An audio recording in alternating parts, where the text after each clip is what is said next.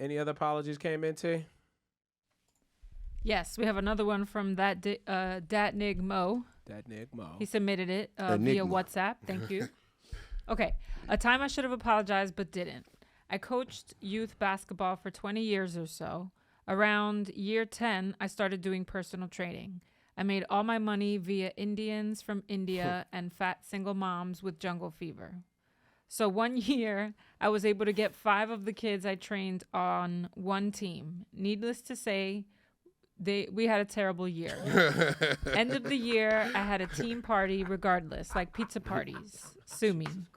Me and my assistant coach, who is a good friend, are texting to the parents to set up a night to do everything.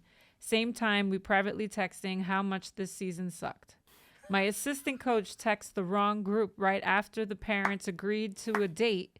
These parents need to get the fuck out of here. They kids was horrible. They need to be paying us end of year gifts. Oh my God. That shit went to the main group. Two parents went off in the group. I never said anything. I just let him die on that thread. Wow. Team party the next week only had 4 of the 10 kids, and I didn't get a gift card at the end of the year from the parents. 60% of them. I never addressed the incident, text with the parents, just laughed at my assistant coach. Fuck it. Yeah. Hey, the cell phone giveth and the cell phone taketh away. That actually happened to me once when I was a kid, man. Like, you lost at a party? No, baseball. I never forget. I did Little League.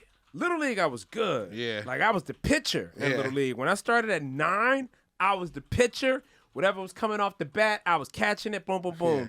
Maybe I was 10. But I just remember, like, after, like, 2 seasons of that, we got bumped up. And everybody was already deep in the puberty. Beards, you know what I mean? Yeah. Shoulders. And it was all of a sudden, I found myself in the right field praying nothing happened. You know what I mean? Like, I wasn't hitting no ball. I couldn't even stand in the bat. The ball was just coming too fast. Yeah. And the hits that people were taking with baseballs were like crazy. It got to me. I got rattled. So I stunk up the whole season. And we placed wherever we placed, but the same deal for that trophy ceremony. Yeah.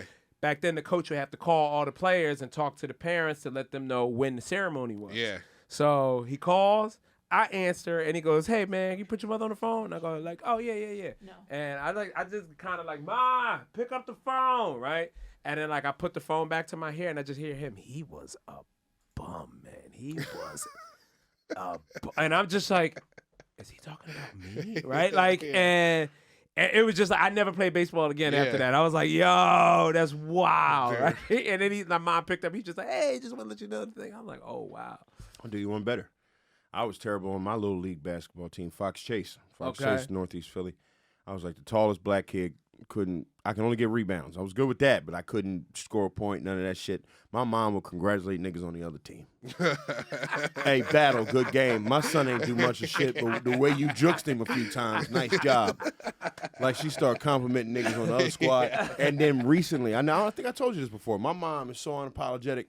It was like Christmas or Thanksgiving. We sitting smoking, watching TV, and I was like, hey, Mom, I'm sorry for being a waste of a tall black dude. She went, She didn't even go, baby, no. She said, She didn't want this comedy. She wanted me to do something athletic, and I didn't pull it off. Your mom be on the phone talking like Hulk Hogan.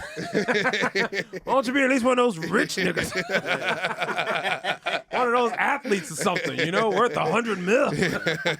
He got booed. He got booed at WrestleMania or Brawl, whatever. It was Monday Night Raw last week. He got booed. God. Yeah, it's on Netflix. They hate his ass. Yeah, he hate Hulk Hogan now. Because of that, right? The N-word and the N-word, and then Trump when he canceled the black girl with his beer company, that fucked me up. Yeah. And I was like, come on, man. She was better looking than a white girl. She was flyer. Damn. This episode of No Need for Apologies was performed in front of a studio full of people that were half listening while they were working on something else.